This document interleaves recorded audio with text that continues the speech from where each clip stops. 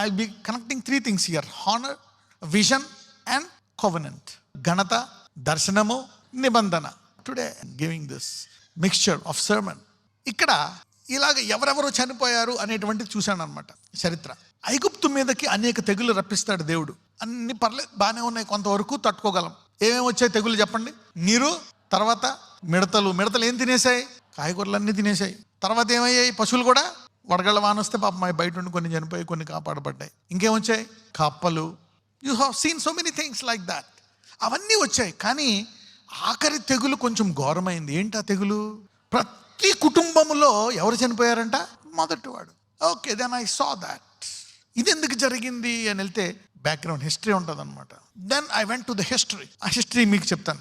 నిర్గమకాండం 1:15-22. మరియు ఐగుప్తు రాజు షిఫ్రా పూయా అను హెబ్రీయుల మంత్రసానులతో మాట్లాడి, మీరు హెబ్రీ స్త్రీలకు మంత్రసాని పని చేయొచ్చు, వారిని కాన్పు పీటల మీద చూచినప్పుడు మగవాడైన ఎడల వాని చంపుడి, ఆడదైన ఎడల దాని బ్రతకనీయుడని వారితో చెప్పాను. అంటే దీని చరిత్ర, ఒకప్పుడు రాజు ఏం చేశాడు? హెబ్రూల యొక్క మగపిల్లల్ని ఏం చేయమన్నాడు? చంపేయమన్నాడు. సో తీర్పు తీరుస్తున్నప్పుడు వాళ్ళ హృదయం కఠినమైంది. ఎందుకు కఠినమైంది? ఆ తీర్పుకి ప్రతీకారము జరగాలి కనుక. ఈ ఘటన, ఆ రాజు చనిపోయాడు, కానీ తర్వాత వేరే ఫరో వచ్చాడు, కానీ తన కుమారుడు చనిపోయాడు. సో ఎందుకు దేవుడు అలా చేశాడంటే బాధగా ఉంటుంది, కానీ ఒక రకంగా న్యాయం జరిగిందా లేదా? Judgement happen. You see now there is a background for that. You need to dig. So let Bible answer Bible. బైబిల్కి జవాబు. బైబిల్లో ఒక ప్రశ్న వచ్చిందా, మళ్ళీ దానికి జవాబు ఎవరు చెప్తారు? బైబిలే. Let Bible answer Bible, because if you got a question. Alright. నిర్గమకాండం 12:29-30. అర్ధరాత్రి వేళ జరిగినదేమనగా, సింహాసనం మీద కూర్చున్న ఫరో మొదలుకొని చెరసాలలో ఉన్న ఖైదీ యొక్క తొలిపిల్ల వరకు ఐగుప్తు దేశమందలి తొలిపిల్లలందరినీ, పశువుల తొలిపిల్లలన్నిటినీ యెహోవా హతము చేసెను. ఆ రాత్రి ఫరోయు అతని సేవకులందరూ ఐగుప్తులందరూ లేచినప్పుడు శవము లేని ఇల్లు ఒకటైనను లేకపోయినందున ఐగుప్తులో మహాఘోష పుట్టెను. ఈ ఫరోకు తెలియదు ఎందుకు ఇలా చేశాడు అని. కానీ దాని వెనకాల అతని తండ్రో, అతని బంధువో ఎవరో ఒకరు ఏం చేశారు? హెబ్రూల పిల్లల్ని చంపించేశారు. You see the judgement. ఎందుకు ఇలా జరిగింది? రామాలో ఏమని పడ్డదంట? వై? Let's dig deep. దానికి కూడా మనం కొంచెం హిస్టరీ చూద్దాం. ఓకే, అంటే ఎలాగా మనము ఒకవేళ గణపరచడం నేర్చుకుంటే ఏం జరుగుతుందో రెండు చూసి మళ్ళా కొంచెం ఇంకా దర్శనాలకు వెళ్దాం. ఓకే, ఒక వ్యక్తిని గణపరిచి ఎలా నరకం తప్పించుకున్నాడో చూద్దాం. స్పాట్లో గణపరిచి స్పాట్లో బ్లెస్ అయిపోయాడు. అందరూ స్పాట్లోనండి. స్పాట్లో అంటే అట్ ద సేమ్ టైం. లూకాసు వార్త 23:39-43. వ్రేలాడ వేయబడిన ఆ నేరస్తులలో ఒకడు ఆయనను దూషించుచు, నీవు క్రీస్తువు గదా, నిన్ను నీవు రక్షించుకొనుము, మమ్మును కూడా రక్షించుమని చెప్పాను. అప్పుడు ఈడేమన్నా? అవును అవును అవును రక్షించుకోవాలి. మనం అందరూ కూడా గ్రూప్తో పోతాం, ఒక్కోసారి మెజారిటీతో పోతాం. అవునా కదా? అందరూ మెజారిటీతో నేను గ్రేట్ అంటాం. కానీ అలా కాదు. సత్యాన్ని పట్టుకోవాలి. ఎవరేమంటున్నా sir, you need to know for yourself. లేకపోతే కామ్గా ఉండాలి. అప్పుడు ఏం జరిగిందో చూద్దాం. అయితే రెండవ వాడు వానిని గద్దించి ఏం చేశాడంట? గద్దించాడంట. నీవు అదే శిక్షావిధిలో ఉన్నావు గనక దేవునికి భయపడవా? అతను ఎవరో బ్యాక్గ్రౌండ్ ఉందా? అదే శిక్షలో నేరం చేసిన ఒక నేరస్తుడు. అంటే సాధారణంగా సిలువ మరణం ఎవరికేస్తారో తెలుసా? అతి ఘోరమైన శిక్ష. అంటే ఇలాంటి తప్పు ఎవరో చేయకూడదు, వీడిని చూసి మొత్తం అందరూ భయపడి ఎవరో చేయకూడదు తప్పు అనేవాడిని కావాలని సిలువ మీద పెట్టి చిత్రహింసలు చేసి చంపుతారు. అదనమాట ఘోరమైన మరణం. అది రోమీల కాలంలోనే ఉంది. That's brutal, disgraceful truth. ఈ రోజుల్లో ఏం చేస్తారు? కరెంట్ షాకులు పెట్టి చంపేస్తారు, ఉరి తీసేస్తారు. మరీ ఘోరమైంది. అయితే చదవమ్మా. మనకైతే ఇది న్యాయమే, మనము చేసిన వాటికి తగిన ఫలము పొందుచున్నాము గాని ఈయన ఏ తప్పిదమును చేయలేదని చెప్పి ఆయనను చూచి, యేసు నీవు నీ రాజ్యంలోనికి వచ్చినప్పుడు నన్ను జ్ఞాపకం చేసుకొనుమనెను. అంటే ఇతను చేసింది తప్పు, శిక్ష అనుభవించాలి, చనిపోవాలా. కానీ ఆయన గుర్తుపట్టాడా లేదా? He identified that he's the son of God on the cross. Identification. ఎవరు? ఒక నరహంతకుడు అయి ఉంటాడు, maybe a murderer, but he identified and honoured him. గణపరచాడా లేదా? వాడిని తిట్టాడు. వెంటనే ఏం జరిగిందో చూద్దాం. జ్ఞాపకం చేసుకోవాలి, ఏమైనా ఛాన్స్ ఉంటే అన్నాడు. చూద్దాం. అందుకు ఆయన వానితో, నేడు నీవు నాతో కూడా పరదైసులో ఉందుమని. నేడు, ఈ రోజు నువ్వు చనిపోయిన వెంటనే నాతో కూడా ఇద్దరు వెళ్ళిపోతాం పరలోకానికి. I'll take with you. Jesus taking with him, sun of God, దేవుని కుమారుడు తీసుకెళ్ళిపోవడం. నాతో కూడా పరదేశంలో ఎలా చెప్తున్నాడంట? నిశ్చయముగా నీతో guarantee 100%. Honour. It's very powerful stuff. ఇంకోటి కూడా చూద్దాం. Let's be talk about Rahab. యెహోషువ 2:9. యెహోవా ఈ దేశమును మీకిచ్చుచున్నాడనియు మీ వలన మాకు భయము పుట్టుననియు మీ భయము వలన ఈ దేశ నివాసులందరి ధైర్యము చెడుననియు నేను ఎరుగుదును. యెహోవా ఈ దేశమును మీకు ఇచ్చుచున్నాడని నేను ఎవరు? రాహాబు. She knew God. మీకు ఇస్తున్నాడని తెలిసిపోయిందంట. ఎవరు? యెహోవా. She knew the name that they called upon. వాళ్ళు ఏమని పిలుస్తారో ఆ నామము. అప్పుడు ఏం జరిగింది చూద్దాం. Every time you see life, honouring life, suspended death. ఎప్పుడైతే జీవము గల యేసయ్యను గణపరుస్తామో మరణం అనేది ఎలా తప్పించబడ్డదో మనం చూసాం. ఆయన గణపరచకపోతే ఎలా కష్టాలు పడ్డారో మనం చూసాం. యెహోషువ 6:22-25. అయితే యెహోషువ ఆ వేసి ఇంటికి వెళ్ళి మీరు ఆమెతో ప్రమాణము చేసినట్లు ఆమెను ఆమెకు కలిగిన వారందరినీ అక్కడి నుండి తోడుకుని రండని దేశమును వేగుచూచిన 2 మనుషులతో చెప్పగా. చూడండి, వాళ్ళు విడిపించడమే కాదు, తర్వాత ఆమెను ఎవరి వంశావళిలో పెడతాడు? యేసయ్య. మీరు చూస్తే మత్తయి సువార్త 1వ అధ్యాయంలో వంశావళిలో ఎవరి పేరు ఉంటుంది? రాహాబు పేరు ఉంటుంది. So identifying and honouring. దేవుడిని గుర్తుపట్టడమే కాదు, ఏం చేయాలంట? ఘనపరచాలంట. కొంతమంది సాధారణంగా ఇప్పుడు మనం చూస్తాం, కొంతమంది కుర్రోళ్ళు అమ్మాయిలు ప్రేమించుకొని కొంతకాలం తర్వాత వెళ్ళిపోతారు. ఇంట్లోంచి మొత్తం వదిలేసి వెళ్ళిపోతారు. అది డీప్గా అయిన తర్వాత. కొంతమంది భరించలేక వెళ్ళిపోతారు. భార్యను భరించలేక కొంతమంది వెళ్ళిపోతారు, భర్త మీద కొంతమంది వెళ్ళిపోతారు, పిల్లలు ఇవన్నీ నడుస్తూ ఉంటాయి హౌసెస్లో. ఎవరన్నా రమ్మన్నా సాధారణంగా చాలా మంది ఎత్తుకుపోతూ ఉంటారు పిల్లల్ని. సాధారణంగా పిల్లలు ఎవరన్నా వచ్చేయమంటే వస్తారా? రారు. చాక్లెట్ ఇస్తానని ఇచ్చి ముక్కు ఏదో పెట్టి తీసుకెళ్ళిపోతారు. కానీ ఇక్కడ ఈ ఇన్స్టెన్సెస్ చాలా సార్లు చెప్పాను, మళ్ళా చెప్తాను. శిష్యుల్ని ఆయన జస్ట్ కనబడి నన్ను వెంబడించు అంటాడు. వాళ్ళు ఏం చేస్తారు? సమస్తాన్ని విడిచిపెట్టి అదే గడియలో. అంటే ఈ లెక్కన అప్పుడే తెలుసుకున్నారా? ఎప్పటి నుంచో తెలుసుకున్నారా? కానీ చూడడం ఎప్పుడు చూశారు? అప్పుడే. సడన్ గా చూసారు, సడన్ గా వచ్చేయమంటే ఎలా వెళ్ళిపోతాం? చాలా మంది శిష్యులు అలాగే పిలిచాడు ఆయన. కనీసం వెనక్కి వెళ్ళొస్తాను అన్నారా? అనలే. ఒకసారి ఇంటికి మా ఆవిడికి చెప్పొస్తా, మా నాన్నకి చెప్పొస్తా, నాకేమన్నా అంతమంది బిజినెస్ పీపుల్ ఉన్నారు, వాళ్ళందరికీ ఏం లేదు, పట్లో వెళ్ళిపోయారు. చూద్దాం ఒకసారి ఆ సంఘటన. మత్తయి 4:18-22. యేసు గలిలయ సముద్ర తీరమున నడుచుచుండగా పేతురు అనబడిన సీమోను అతని సహోదరుడైన అంద్రేయ అను 2 సహోదరులు సముద్రములో వలవేయుట చూచెను.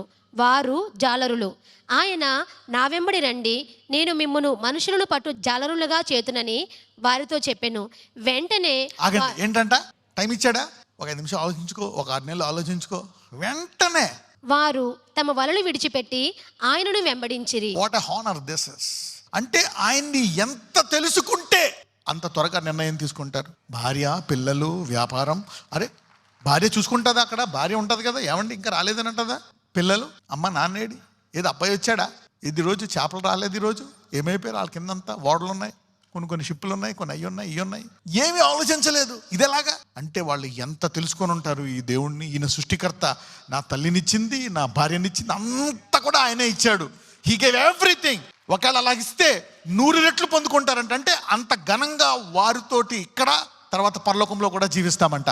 You will enjoy that. God is అంత తెలుసుకున్నారంట యోబులాగా. ఇప్పుడు నా శరీరం కుళ్ళిపోయినా సరే మళ్ళా నేను పునరుద్ధానం ముందు ఆయన్ని నా శరీరంతో చూస్తాను, కాబట్టి నేను శపించను అని భార్యతో అంటాడు.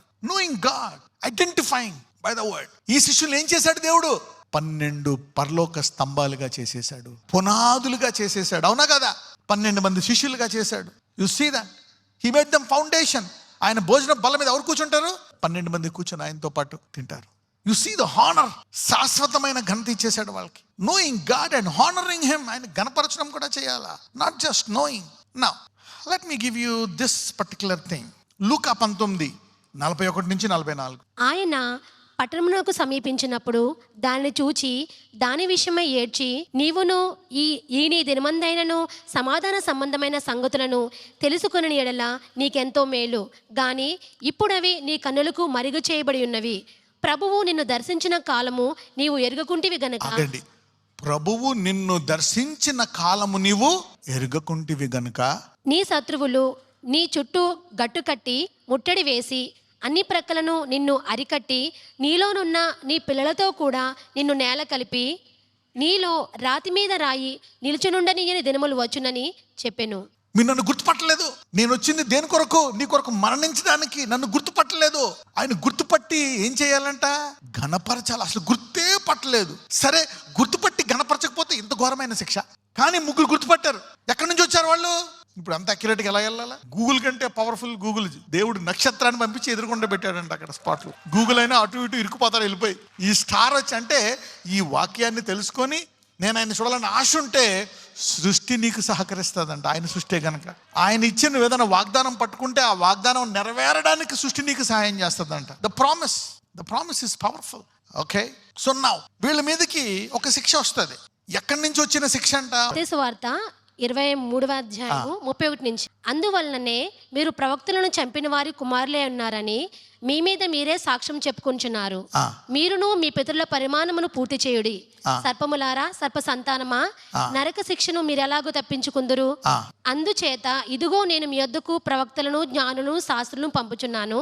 మీరు వారిలో కొందరిని చంపి సిలువ వేయుదురు, కొందరిని మీ సమాజ మందిరములలో కొరడాలతో కొట్టి పట్టణం నుండి పట్టణముకు తరుముదురు. నీతిమంతుడైన హేబేలు రక్తం మొదలు బలిపీఠమునకును దేవాలయమునకును మధ్య మీరు చంపిన బరకీయ కుమారుడగు జకర్యా రక్తం వరకు భూమి మీద చిందింపబడిన నీతిమంతుల రక్తమంతయు మీ మీదకి వచ్చును. ఆగండి, వీళ్ళు దేవుణ్ణి గుర్తుపట్టకుండా ఉండడానికి గల కారణం ఏంటి? వీళ్ళందరూ ఎవరంట? ప్రవక్తలను చంపువారు. ఇజ్రాయేలు, యెరూషలేము ఎలా తయారైపోయింది? ఇజ్రాయేల్ క్యాపిటల్ ఏంటి? యెరూషలేము. అది ఎవరిని చంపడంలో స్పెషలైజ్ అయిపోయింది? ప్రవక్తలు. అనేక మంది ప్రవక్తలను పంపితే ఏం చేస్తున్నారంట? వాళ్ళ ప్రవక్తలను చంపేస్తున్నారంట. సో వీళ్ళందరూ ఎవరు? ప్రవక్తలను చంపువారి పిల్లలు. ఎవరండి? చూడండి ఒకసారి ముందు నుంచి చదువమ్మా, ఒక మాట ఉంటుంది 29 నుంచి అన్న. అయ్యో వేషధారులైన శాస్త్రులారా, పరిసయ్యులారా, మీరు ప్రవక్తల సమాధులను కట్టించుచు నీతిమంతుల గోరీలను శృంగారించుచు. అయ్యో వేషధారులైన శాస్త్రులారా, పరిసయ్యులారా, మీరు ప్రవక్తల ఏం చేస్తున్నారంట? సమాధులను కట్టిస్తూ నీతిమంతుల గోరీలను శృంగారించు. అంటే అక్కడ ఇజ్రాయెల్లో ఉండే ప్రజలు ఎందులో ఆనందిస్తున్నారంట? ప్రవక్తల యొక్క సమాధులు. సో వీళ్ళ చరిత్ర బ్యాక్గ్రౌండ్. ఇప్పుడు ఫరో దేవుడు తీర్పు తీర్చినప్పుడు మొదటి బిడ్డను ఎందుకు హతము చేశాడు అంటే, అంతకుముందు తండ్రి ఏం చేశాడు? చంపించాడు. దావీదు లాంటి జ్ఞాని ఉంటే ఒకసారి దావీదు కాలంలో కరువు వస్తుంది. కరువు వచ్చినప్పుడు దేవుణ్ణి అడుగుతాడు. ఎందుకు? సౌలు ఒక దేశముతో నిబంధన చేసుకొని ఆ నిబంధన ఏం చేస్తాడు? ఉల్లంఘించి వాళ్ళని హతమారుస్తాడు. అందుకని ఇక్కడికి ఏమొచ్చింది? కరువు. కాబట్టి ఇప్పుడు ఆ దేశం వాళ్ళని అడుగుతాడు, మీకు ఇలా అన్యాయం జరిగింది మా రాజు మూలముగా, ఏం చేయమంటారు మీరు? మీకు మేమైనా సహాయం చేయాలా? మీరు ఏం చేయమంటారు? మేమంటే వాళ్ళు ఒకటి కోరుకుంటారు. ఏం కోరుకుంటారు? సౌలు పిల్లలందరినీ ఉరి తీసేయమంటారు. అప్పుడు సౌలు పిల్లలందరినీ ఉరి తీసేస్తాడు, కరువు ఆగిపోతుంది. ఎందుకంటే పరిశుద్ధాత్ముడు మనకి కొన్ని విషయాలు బయలుపరుస్తాడు. కరెక్టే, పరిశుద్ధాత్మ అద్భుతాలు చేస్తాడు, స్వస్థతలు చేస్తాడు, కొంతమంది పడిపోతారు, ఇవన్నీ ఉంటాయి. కానీ అన్నిటికంట ప్రధానమైనటువంటి పాత్ర ఏంటో తెలుసా? పరిశుద్ధాత్మది బోధకుడు. ఎవరైనా సర్వసత్యంలోనికి is a teacher. He teacher supernaturally the things. That's the first most thing. Okay, and then the miracles follow, the power follow. Right. వేషధారులైన శాస్త్రులారా, పరిసయ్యులారా, మీరు ప్రవక్తల సమాధులను కట్టించుచు నీతిమంతుల గోరీలను శృంగారించుచు. చదవండి. మనము మన పితరుల దినములలో ఉండిన ఎడల ప్రవక్తల మరణ విషయములో వారితో పాలివారమై ఉండకపోదుమని చెప్పుకొందురు. అందువలననే మీరు ప్రవక్తలను చంపిన వారి కుమారులై ఉన్నారని మీ మీద మీరే సాక్ష్యం చెప్పుకొంటున్నారు. ఇంగ్లీష్లోకి వెళ్దాం, థర్డ్ ఇంగ్లీష్లో. Okay. And say if we had been in the days of our fathers we would not have been partakers with them in the blood of prophets. But ఇప్పుడు అని వీళ్ళు అనుకుంటున్నారు, మేము మా పితరులు చంపేసిన టైంలో ఉండుంటే మేము ప్రవక్తలను చంపేవారము కాదని అనుకుంటున్నారు. కానీ యేసు ప్రభువు ఏం చేశారు అంటే, వీళ్ళు కూడా సేమ్. అందుకనే వీళ్ళు ఏ సంతానమా అన్నాడు. యోహాన్ ఏం చేశారు? You see that now they didn't change. So ఆ పితరుల నాటి ఆ ఘోష శాంపుల్గా ఏ పట్టణం మీదకి వచ్చింది? బెత్లెహేం. దాని తర్వాత మనం చూస్తే రాయి మీద రాయి లేకుండా యెరూషలేం అంతా 1800 సంవత్సరాలు భూమి మీద లేకుండా పోయింది. ఎందుకు? ఎప్పటి నుంచి దేవుడు మాట అంటాడు ఆయన, చుట్టుపక్కల తూరు సిదోను ఈ దేశాల్లో నేను చేస్తే ఈ పాటికి వాళ్ళు ఎప్పుడో పశ్చాత్తాపడేవారు.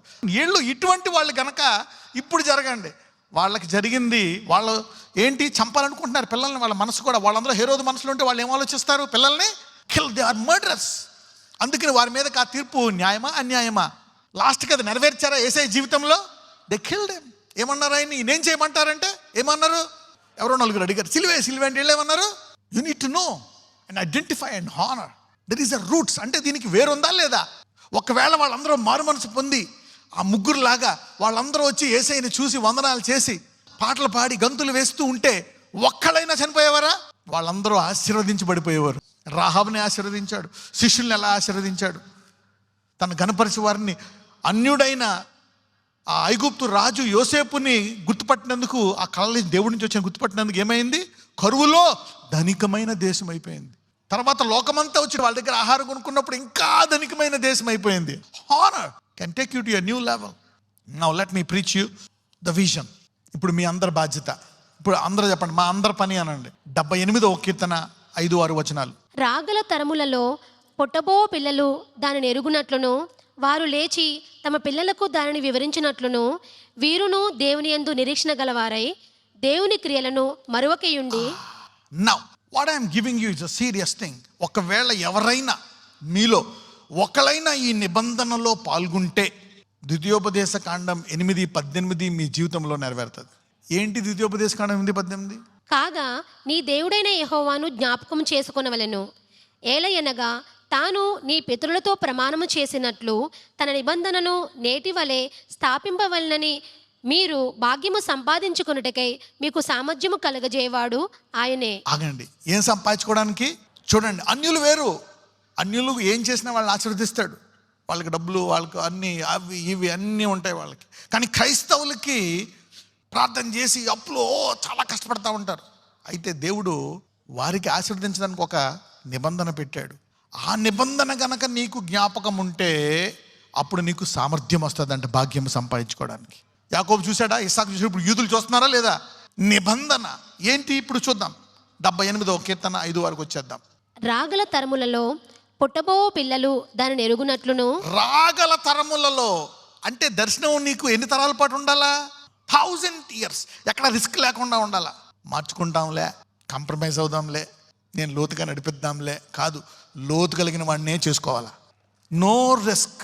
రాగల తరములలో పుట్టబోవు పిల్లలు దాని నెరుగునట్లు వారు లేచి తమ పిల్లలకు వివరించినట్లు. ఇలాగ దర్శనం ఎవరికుందో తెలుసా? అబ్రహాముకుంది, దావీదుకుంది. అందుకే యేసయ్య ఎవరు కుమారుడు అనిపించుకున్నాడు? కొత్త నిబంధన దేంతో ఆరంభమవుతుంది? అబ్రహాము కుమారుడైన దావీదు కుమారుడైన యేసుక్రీస్తు. ఎందుకు బాధల్లో కష్టాల్లో ఇమిడిపోతారు అంటే నిబంధన లేక. అంటే తిండి పక్కన పెట్టి ముందు ఏం చెప్పాలా? నిబంధన గురించి చెప్పాలా. ఇప్పుడు మొదట రాజ్యం ఎత్తుకుడి. You see now what God is talking about the covenant. రక్షించే నిబంధన అనండి, కాపాడే నిబంధన అనండి. దేవుడు కాపాడతాడు. ఆ టైంలో ముందుకెళ్ళాలా, హత్సాక్షి అవ్వాలా, తప్పించుకోవాలా, ఏం చేయాలో చెప్తాడు. పౌలు హత్సాక్షి అవ్వాలని కోరుకున్నాడు. కానీ టైం వచ్చినప్పుడు ఒక బాస్కెట్లో దిగి పారిపోయడా లేదా? You have to be careful. చావైతే మేలు, ఓకే, బతుకుట క్రీస్తే. చచ్చిపోతే పౌలు, కానీ చనిపోయాడా? నేను మీతో ఉండాలా. ఎందుకు ఉండాలా? నేను ఇలా కుదిలి పక్క సంఘానికి వెళ్ళొచ్చి లోపు మారిపోయారు కదా అయ్యా మీరు అంటాడు. గలతీల్లో ఇంత త్వరగా కూడా మారిపోతారా అని షాక్ అయిపోయాడు. ఎవరు? పౌలు. ఇంత త్వరగా మారిపోతారా సువార్తలో? కృపావాక్యం చెప్పండి, మళ్ళీ ధర్మశాస్త్రంలోకి వచ్చేసారా అంటే క్రియల మూలముగా. మళ్ళీ ఒక మాట అంటాడు, నేను వెళ్ళిపోతున్నా, మీ సంఘాల్లోకి ఏమొచ్చేస్తాయి? తోడేళ్ళు. అంటే ఇప్పుడు మనకి 2 బాధ్యతలు. ఒకటేమో 1 సెకండ్ కూడా వదలని సంఘం ఒకటి, అన్యులను కూడా చూసుకోవాలా, మనల్ని తయారు చేయాలా. ఇప్పుడు ఏంది? ఇప్పుడు మనకి ఇచ్చిన కాడి ఏంటి? మత్తయి 28:19-20. కాబట్టి మీరు వెళ్ళి సమస్త జనులను శిష్యులుగా చేయుడి. తండ్రి యొక్కయు కుమారుని యొక్కయు పరిశుద్ధాత్మ యొక్కయు నామములోనికి వారికి బాప్తిస్మం. ఇంగ్లీష్లో బాగుంటుంది, go you therefore and teach all nations. అంటే నీలో ఉండే పరిశుద్ధాత్ముడు బోధకుడు నిన్ను కూడా బోధకుడిగా తయారు చేయాలని కోరుకుంటున్నాడు. నువ్వు ఇంజనీర్ అవ్వు, డాక్టర్ అవ్వు, ప్రైమ్ మినిస్టర్ అవ్వు, ప్రెసిడెంట్ అవ్వు, వ్యాపారవేత్త అవ్వు, టీచర్ అవ్వు, నర్స్ అవ్వు, ఏమవ్వు, నీలో ఉండే పరిశుద్ధాత్మ అవతారం ఎత్తాల్సిందే. ఇది ఆయన స్వరూపంలోకి మార్చబడాలా. This is the covenant. 2 నిబంధనలు. ఒకటి నీ ఇంటి వారిని తయారు చేయాలా, ఒకటి నీ పొరుగువాడి విశ్వాసాన్ని కాపాడుకోవాలా, ఇంకొకటి లోకమంతా తిరగాల. ప్రపంచంలో ఏ దేశంలో ఎక్కడ లేదు సువార్త అనేది ప్రకటించాలని తెలుసుకోవాలి. దాని గురించి ప్రార్థన చేయాలంట. అట్లీస్ట్ ప్రే. సరే, నిబంధనలోకి వచ్చేద్దాం. 78:5-6. రాగల తరములలో అంటే నీ దర్శనం ఏ తరాలకు ఉండాలా? రాగల తరములలో పుట్టబో పిల్లలు అంటే ఇప్పుడు ఒక 200-500 సంవత్సరాల తర్వాత పుట్టబో పిల్లలు. అప్పుడు పిల్లలకి చెప్పాలంటే నేను ఏం చేయాలా? ఈరోజు మీ కళ్ళు తెరుస్తున్నాడు దేవుడు. మీ కళ్ళు తెరిస్తే దాచబడిన రహస్యమైన ధనం నీకు వస్తుంది. ద్వితీయోపదేశ కాండం 7:9. కాబట్టి నీ దేవుడైన యెహోవా తానే దేవుడనియు తన్ను ప్రేమించి తన ఆజ్ఞలను అనుసరించి నడుచుకుని వారికి తన నిబంధనను స్థిరపరచువాడును 1000 తరముల వరకు. ఆగండి, దేవుడి దర్శనం ఎన్ని తరాలు ఉంది? కాబట్టి నువ్వు ఆయన కుమారుడు కాబట్టి నీ దర్శనం ఎలా ఉండాలా? నువ్వు ఉన్నా లేకపోయినా ఇది ఎంతకాలం ఉండాలో ఆలోచించాలా. ఈ తరానికి కాదు, ఈ తరంతో పాటు ఎన్ని తరాలు? ఈ నిబంధన తర్వాత మీరు చాలా మంది మీలో రాబో సంవత్సరాల్లో ఇప్పుడు చూస్తున్న కొన్ని కష్టాలు చూడరు. This revolution will change your life style from today. Miracles will happen. నువ్వు వివాహం చేసుకునే విధం, నువ్వు సంపాదించే విధం, మాట్లాడే విధం అన్నీ మారిపోతాయి ఈ రోజు నుంచి. The blessing of Abraham will take you over. You see that now. Look at the mind of God. యెషయా 58:12. పూర్వకాలము నుండి పాడైపోయిన స్థలములను నీ జనులు కట్టెదరు, అనేక తరముల క్రిందట పాడైపోయిన పునాదులను నీవు మరలా కట్టెదవు. అంటే ఏంటి? తరాల నుంచి, దశాబ్దాలు, సంవత్సరాల నుంచి నన్నెరగని వారి యొక్క పునాదులు నువ్వు మార్చాలని చెప్తున్నాడు దేవుడు. హెబ్రూలు 11:10. ఏలయనగా దేవుడు దేనికి శిల్పియు నిర్మాణకుడునై ఉన్నాడో పునాదులు గల ఆ పట్టణము కొరకు అబ్రహాము ఎదురు చూచుచుండెను. అబ్రహాం ఏకంగా ఈ తరాలే కాదు, ఈ ఆఖరి తరం వరకు కూడా దేవుడు అతని నుంచి తర్వాత ఎక్కడ తీసుకెళ్తానన్నాడు? పరలోక రాజ్యం. ఆ పరలోక రాజ్యం యొక్క పునాదులు గల పట్టణానికి తీసుకెళ్ళాడు. అందుకే తన మనవల పేర్లన్నీ దేని మీద రాసేశాడు? గుమ్మాల మీద రాసేశాడు. ఆ పరలోకం యొక్క గుమ్మ ఎవరంటే ఇలా అబ్రహాం మనవడు. ఇగో ఈ 12 మంది, వాళ్ళందరికీ ఎవరు తండ్రి? లోపల ఉండే వాళ్ళందరికీ. వెళ్ళిన వెంటనే మిమ్మల్ని ఎవరు హత్తుకుంటారో తెలుసా? విశ్వాసులకు తండ్రి అని అబ్రహాం హత్తుకుంటాడు. ఎందుకు? ఈ తరాల గురించి ఆలోచిస్తూ ఆ పట్టణం గురించి నిరీక్షించాడు. ఆ నిబంధన ఉండు వారికి దేవుడు ఈ భూమి మీద అందరితో పాటు ఇచ్చేవి కొన్ని మీకు ఇవ్వకుండా మిమ్మల్ని ఆశీర్వాదాలతో నింపుతాడు. చాలా మంది యొక్క అతి కఠినమైన దరిద్రం ఈరోజు అంతరించిపోతుంది. God is breaking debts and poverty today because of the covenant. Come on, stand up. అందరూ ఒక నిబంధన చేసుకోండి ఈ రోజు. Make a covenant today. Come on, make a covenant. 78:5. Look at the power, the vision that you need to have. No compromise in this area. If you are a kind of person like this, God is going to do miracles in your life. Abraham ఆశీర్వాదం అనేకులను అధిగమిస్తాదన్న. దీంతో పాటు balance చేసుకోవాలా. పరిశుద్ధత, నీతి, కోపం తగ్గించుకోవాలా, కనుచూపు, అన్ని everything should balance your lifestyle with the fruits and gifts. దీన్ని వరాలతోటి, ఫలాలతోటి బ్యాలెన్స్ చేసుకోవాలా. Come on, pray everybody, make a covenant today. చూడండి ఏ రీతిగా నిబంధన పనిచేస్తుందో, ఏ రీతిగా ఆ బీడు భూమి మంచి బంజరు భూమిగా మారుతుందో చూడండి. How God can shift the seasons today because of the power of the covenant today. This is the vision that you need to have. నజరేయుడైన యేసయ్యా, ఇదిగో ప్రభువా, ఈరోజు అందరూ కూడా ఒక నిబంధన చేసుకున్నారయ్యా. నీ సంఘానికి నీ నిబంధన ఎటువంటిదో ఈరోజు నీ సంఘానికి నేను బయలుపరిచాను. ఎవరైతే దీన్ని హృదయంలో లోతుగా తీసుకొని ప్రభువా దీన్ని నేను పాటిస్తాను, ఇటువంటి దర్శనము నేను కలిగి ఉంటాను అని ఎవరైతే ఉంటారో వారిని నువ్వు ఆశీర్వదిస్తావు నాయన. అబ్రహామును ఆశీర్వదించినట్లు, దావీదును ఆశీర్వదించినట్లు ఇదిగో ప్రభువా ఈరోజు నీ సంఘములో అనేకమైన ప్రతి ఒక్కరిని ఆశీర్వదించమని నజరేయుడనే నామమున ప్రార్థిస్తున్నాము తండ్రి. ఆమేన్.